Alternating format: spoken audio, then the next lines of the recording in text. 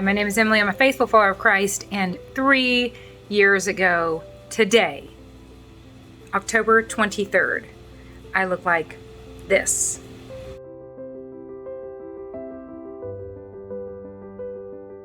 I keep thinking that October 24th is my 3-year anniversary, but really this whole leg of the journey began the moment my mother and father did what they apparently did around every Thanksgiving, because we are all born in August. And by the grace of God, created me.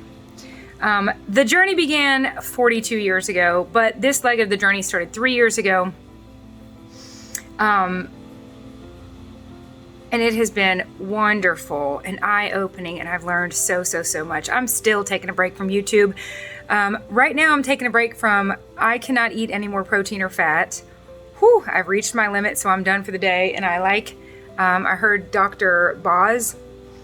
Annette Bosworth, talking about eating when it's daylight. That makes good sense to me. So I'm done for the day. I'm taking a break from putting this little thing together. I need to leave a note for UPS to please put packages inside the porch away from the poodles, because the poodles open my packages for me. Anyways, I'm so glad I still have all the parts and pieces to put this coat rack together. It's getting cold. There's 9 of us. I don't have a coat closet. I'm taking a break from life, from making this list. These kids want to go to a haunted house, but we got some work to do first. That haunted house is going to be our dangling carrot. I am taking a break from YouTube. It's much needed and much appreciated, and I'm really enjoying it. To put into practice everything that I've gathered up into this point. I've been gathering data for 30 years. I'm 42, I'm sure. I know actually that I was younger than 12 when my weight issues began. And I turned to food for comfort. And I turned to food. Honestly, I didn't even realize it then. I didn't realize it until 3 years ago that I was turning to not food, but drugs to change the chemicals in my brain, to make me go from feeling sad to happy. No wonder food feels like a best friend. It makes us feel better. And it doesn't just make us feel better because it tastes so good. It literally makes us feel better because it releases dopamine. Sugar and flour are not food. Our body responds to them as the reward center of our brain lights up. So I am positive that when we moved, I was in 3rd grade, fit as a fiddle, probably looking like my little Clara, my little Mary, and then we moved. Thank you, Mom and Pop, for moving us. We moved out further into the country and got out of the city and went to very good schools, but that was tricky for me, and I'm highly emotional. I am a Tigger, not an Eeyore, and I, like many of us do, found comfort in probably whatever type of sugar and flour I could get my hands on. And I'm sure dopamine was released just from the pleasurable experience of eating. Thus began my journey of trying to manipulate and manage my body from the inside out. From the outside in. I would restrict and inevitably binge, because that's like holding your breath. If you're restricting, you're likely going to binge. But I would restrict. I would count calories. I can remember being in high school. 5th grade is when I really think it started. 10 years old, moved from the city to the country, and had a hard time at school. So I would come home and relax into probably opening packages. And then fortunately, middle school helped out. I just grew a little taller. But even in high school, as I stayed pretty small by most anyone's standards, in my mind I was always 5 pounds overweight, and I figured I'd take care of that by restricting calories, of course. So I remember taking lunch to school that would be like a yogurt and a few saltine crackers, and just eating as minimal as possible, but then acting real silly with my soccer team and my good friends. At night, we'd go out to dinner, and I just had no clue what I was doing to my body. I can look back now and see how I've used food to help manage the chemicals in my brain that, come to find out, I would deal with legitimate mental health struggles my sophomore year in college. So I was probably managing more chemicals than I can imagine. But oh my gosh, we'd have fun. I was never aiming to be a pretty little princess, and we would have so much fun. I can remember very much overdoing it at restaurants with my friends, and one memory is coming to mind now, leaving a restaurant and spinning in circles hoping that I could puke in the parking lot. We were just so silly. We earned t-shirts for eating burritos as big as our heads, and we worked hard for those. And I'll never forget, Monique had to go after we ate burritos as big as our heads. Monique had to go from that experience. And I mean, they made us eat a whole head of lettuce on top of the burrito. I don't think that was fair. That's a lettuce. That's a vegetable the size of your head, not a burrito. But we did it. We had to walk around the restaurant and take breaks. We wanted those t-shirts. And then Monique had to go straight to her job at the pool to lifeguard. That did not end well.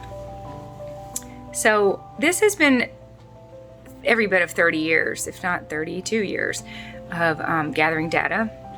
Weight Watchers, LA Weight Loss, the cabbage soup diet. Greg, thank you for doing that with me.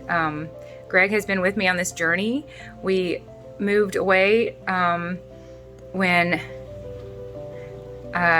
we first got married to get him through law school, which was extremely stressful, and we came home with 2 babies. So law school, 12 hours away from everyone we knew, having babies, I was struggling mentally. I'm so glad I was away, not in my small town, had some privacy there. Halfway through law school, he was like, this is not for me. And I was like, oh please finish. We're gonna go home with a debt. Let's go home with a piece of paper. And we have it hanging on the wall. And he did learn a lot. And we got to, in a lot of ways, forge our marriage in fire. Getting through those years. Again, away from everyone we knew. And I was struggling in ways that I had never struggled. And he was struggling in ways he'd never struggled. And we struggled together. And we turned to restaurants to cope. And if he walked in the door right now, he could tell you there were 3 in particular. Gabby's, a little Mexican restaurant down the road. I was dealing with suicidal depression. It was terrifying and horrifying and very, very difficult. While he was in law school, while we had a newborn baby, while I had doctors, one in particular telling me maybe don't get back on your medicine because I don't think you need it. I disagree there. But we would go out to dinner to this little Mexican restaurant down the road, and for an hour we would just pretend like everything was okay and let the sweet angels that worked there just have fun with Thomas and hold him, and we could enjoy showing him off and just pretend for an hour that we were okay when we were not okay, and that is okay. My mom said once she wishes she could take all my pain away, and I was like, oh, don't take the pain. Don't take the pain. The pain has been a blessing, and it has been the catalyst to drive me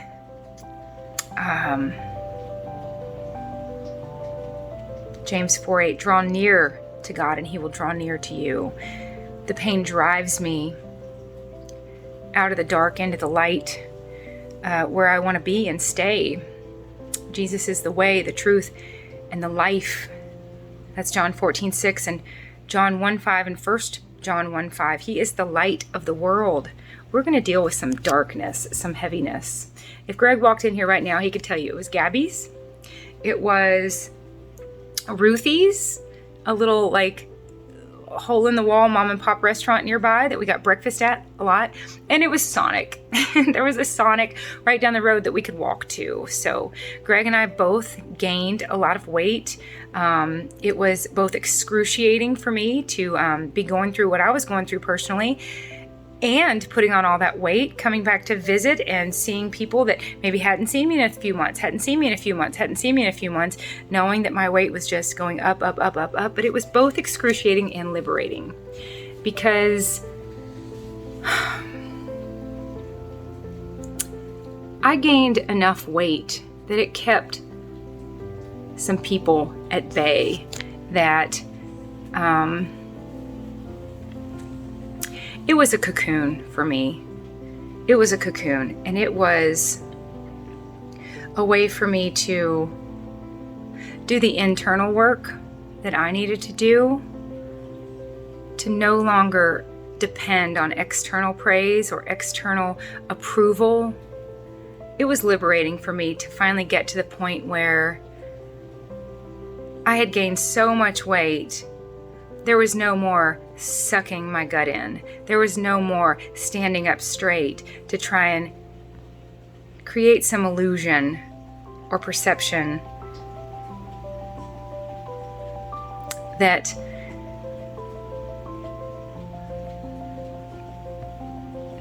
ultimately I just couldn't do it. I just couldn't be thin enough. I just couldn't be perfect enough for a few people in my life, but more than anyone, myself. I've been telling it more than one person lately. We have a lot to learn, but we also have, a lot of us have a lot to unlearn. We can be at peace when there's nothing but chaos around us. And that's because the Holy Spirit that dwells within us is the Prince of Peace. We can be in, and we can find ourselves in the eye of the storm. So I've gathered all the data, 32 years worth. Weight Watchers, LA Weight Loss, Cabbage Soup, trainers. I hired personal trainers. Gained 12 pounds both times. I would exhaust myself. I had little babies. And I would work out at the gym. And then not make good choices with what I was chewing and swallowing. And what I've come to understand is that what we weigh, how much fat is on our body, has everything to do with what we eat. I'm starting to realize that God designed us the way He designed all of His amazing creatures here on earth, with a diet in mind. Us humans have done what us humans do and screwed that up completely. For personal gain. And what people gain as we gain is money. It's ironically, sugar and flour, $1 billion business. So is weight loss, $1 billion business. Now, doesn't that sort of seem a little fishy? That we're being fed so much garbage, and we're also being told we need to follow all these different programs, when really there is a proper human diet. Thank you, Dr. Ken Berry. And I believe it is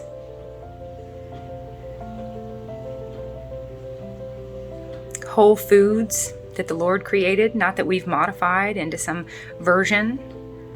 I believe it's high fat. I believe it's protein and some carbohydrates, but none of this industrial manufactured absolute garbage. So now that I've gathered all this data, and starting October 24th, 2019, I began a journey where I learned that sugar and flour are not foods. They are drugs, literally. Dose-dependent hepatotoxins. If it started off as a plant and it got refined into a powder, it's a drug. It doesn't make us full, it makes us high.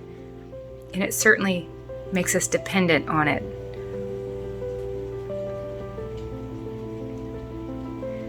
I began October 24th, 2019 on this journey out of addiction.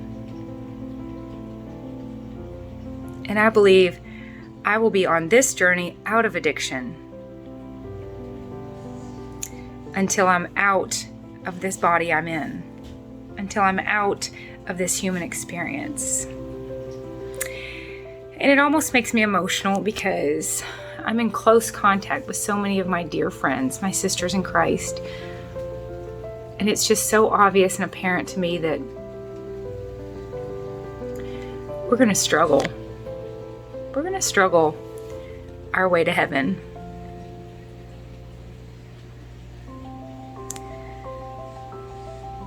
Jesus was the ultimate example, and I trust him to lead me and guide me through this life. So, without further ado, here's my update on my 3rd year anniversary. I am probably down somewhere between 70 and 80 pounds from the picture I showed you at the beginning of this. I did get to hit that bell like at the fair when you use a sledgehammer and it goes up. I did get to say I lost 100 pounds. But I am so glad to have found some of those again, because I've said many times I wanted to see collarbones, and following the program I was following, I saw collarbones, ribs, sternum, elbows, shoulder bones. I did not like what I saw in the mirror. And what I saw a lot of was my pillow, because calories are energy and I was not consuming enough. I've taken a new approach. I hesitate sharing this right now because I really just want to put it into practice.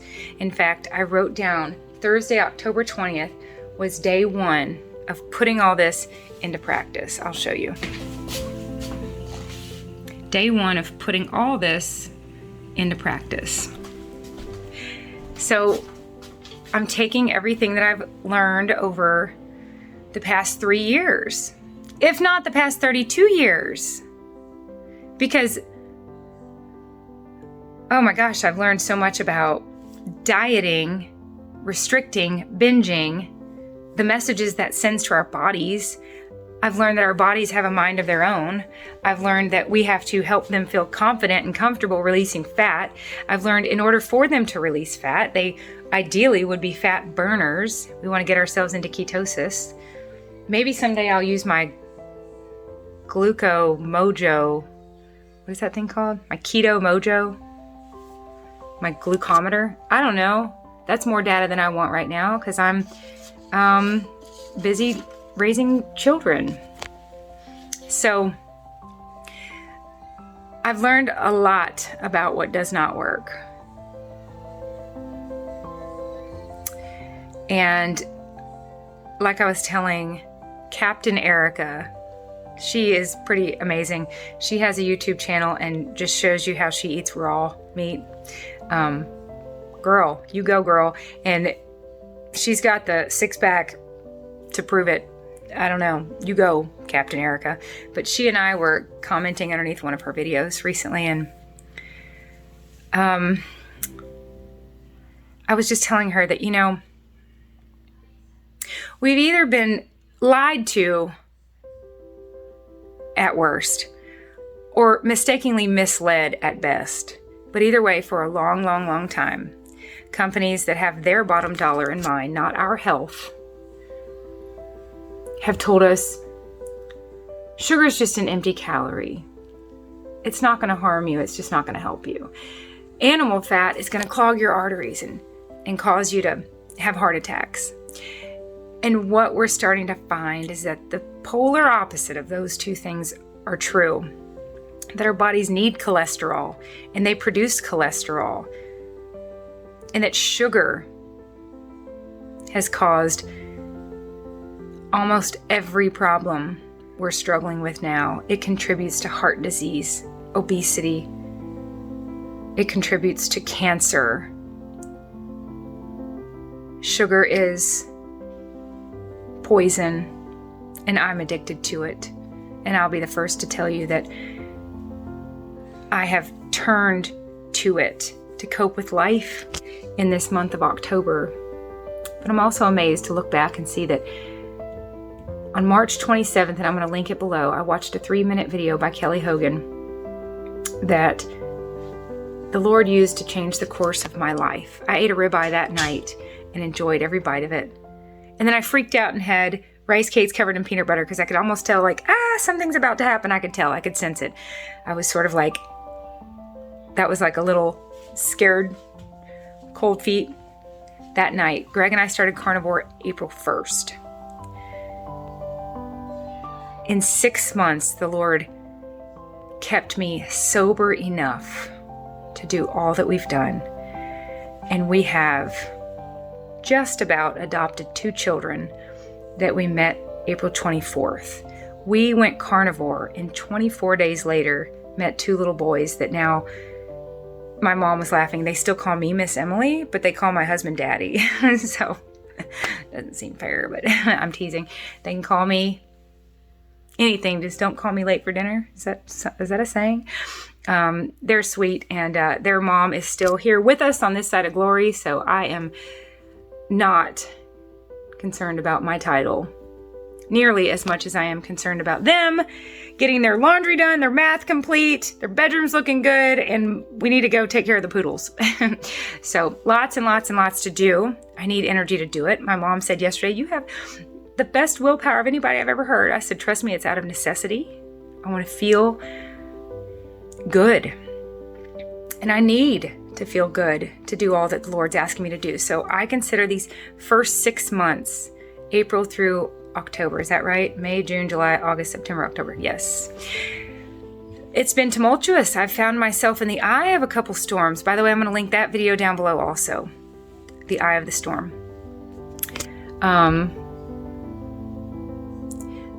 Adopting children that already live with me was more work than I remember earning my master's degree to be. Keeping them safe from a family member threatening to hurt them was an interesting hurdle, an unexpected hurdle, and a huge learning curve. Being their mother's advocate has been a blessing and a job, and it's no wonder my kitchen table almost always looks like that. Which, by the way, is, I'm looking at it now, it looks pretty good. There's a computer that we use to test for reading homework. There's clean clothes, there's more dishwasher pods, there's lots of clean towels and sheets. This is going remarkably well. No one is starving. No one is dirty when they go to bed at night. By the grace of God, we are making our way. So, my hope is that these next 6 months can be putting into practice everything I've learned over 32 years. And I've gotten to this point where I have learned that sugar and flour are drugs. I am addicted to them. That fat has healing elements to it. And that when I, as a female, as a woman with my hormones, when I hear men talk about it, it's very different. When I can prioritize fat in my day, a stick of butter, a whole avocado, an egg yolk, and then add some protein to that, I feel so good. I feel this perfect trifecta of calm, satisfied, and energized. And napping helps too. Anytime I can. People say, I don't know how you do it. You must not sleep. Oh, I sleep. And every one of these 7 kids are big enough for me to say, I'm going to rest. You stay alive. Do that for me. Stay alive. Watch a movie. If you're hungry, there's lunch meat. Like I said, over the past month, I have turned to sugar and flour to cope. And it's been good for me. It's been good for me to taste it, and it doesn't taste good. I literally feel like I'm chewing on cardboard. I've gotten to the point where, and I'll link this video below also, Joey, this super cute 19-year-old carnivore, interviewed a man who's been eating this way for 40 years, and he thinks of bread as duck food. There's just nothing to it. There's nothing. It's just like, I feel like I'm filling my body with styrofoam, peanuts out of a package. It's just not doing me any good, and it's doing me lots of harm. I don't regret off-roading a bit. I feel like I had the Lord's blessing to do it, and it was probably one of those situations where a parent wants to get their kid to quit smoking, so they say, go ahead, smoke a whole pack before noon. I have found myself in a couple different storms. I did all that experimenting with fasting and laughed with Greg again today that we, after doing all that experimenting with all that fasting, we have deducted that it is good for us to eat food. With everything we have going on, we need fuel. Fasting has its place, and I totally believe in its healing properties. But for right now, that sent me into what Karen called a tailspin. Also, but again, good data. It's good for me to learn that. The storms, the fasting, and the super tedious counting macros to figure out what 80-20 looks like, 80% fat, which I have just about figured out. But even that, I wasn't counting macros thinking I just want to figure out what 80-20 looks like. My goal was to count macros every day and get that percentage to 80-20, but the added task of inputting all that data and trying to tweak it into perfection, I mean, it was fun for a while and dopamine releasing, and it was kind of good for me to have that to focus on rather than hot fudge, covered ice cream at Dairy Queen. Speaking of which, I need to go get my mother-in-law a cake. Happy birthday, Nana. But eventually that took its toll, and that sent me into a tailspin of rebelling. Too much, too difficult, this is too much. But what was beautiful is that I didn't ever throw in the towel and say, I feel lost again. I just reached out to Karen and said, are we still doing our 200-day commitment? Because it is both a compass for me, helping me find true north, and it's a lighthouse. As I have had so much life to deal with, that commitment has brought me back over and over and over to the path I want to be on. So my focus today and yesterday and tomorrow is food is medicine. A lot of people say that. And I had to look up the word medicine to see if I even agree. And medicine really means anything that can help prevent or cure disease. And of course, food can do that. So if food is my medicine, I want to show you what I've come up with. A super cute little pill container.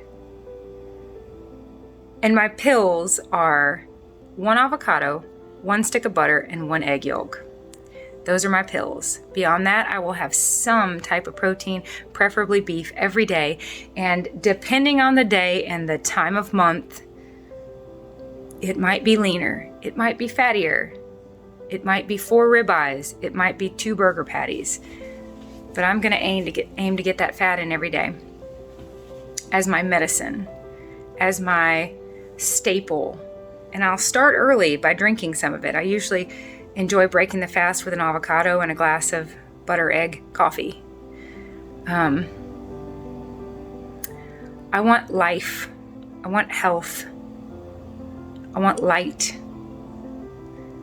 I want to avoid death, decay, darkness. I was telling my dear Alina this morning on the phone that I said, by the way, did you know that we've adopted a couple kids? She was like, I did, I saw that. I said, yeah. I said, so much life. That's where I want my focus. Life, vitality, health, healing, regenerating, rejuvenating, replenishing, renewing.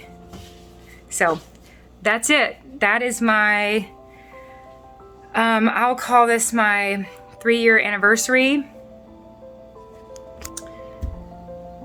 The path away from sugar. I don't even know. I'll figure out some which way to title this, but let me end on this note. Thank you for traveling with me. Thank you, Jill. Thank you, Susan. Thank you, Susan. Thank you, Audrey. Thank you, Alina. Thank you, Karen.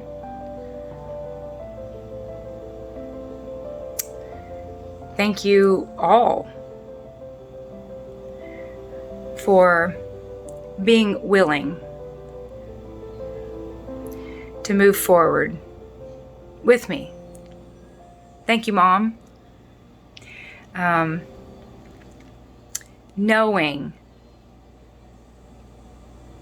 this journey is going to be imperfect. We are not going to be perfect. But we can continue to sanctify and edify. We can continue to become more and more like Christ as we get ourselves out of the way. Matthew 24:16, I think that's right. Jesus says, deny yourself, take up your cross and follow me. Paul says in Galatians 2:20, it's no longer I who lives, but Christ who lives in me. So by the grace of God, we'll keep going and we'll keep learning and we'll keep doing. And like James said, we will keep being doers of the word. I love you dearly. Cheers. Here's my little Perrier water. Cheers to lots and lots of learning, lots and lots of unlearning, and lots more to come. In Jesus' name, amen.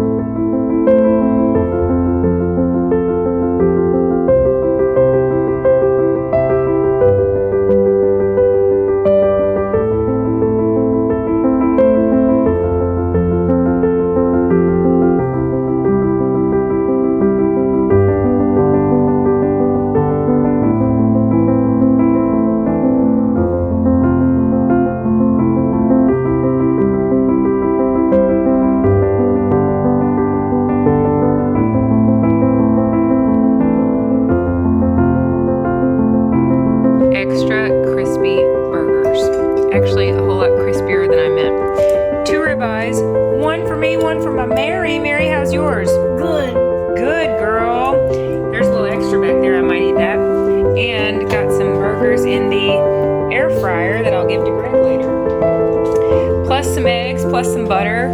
This is a good day, isn't it?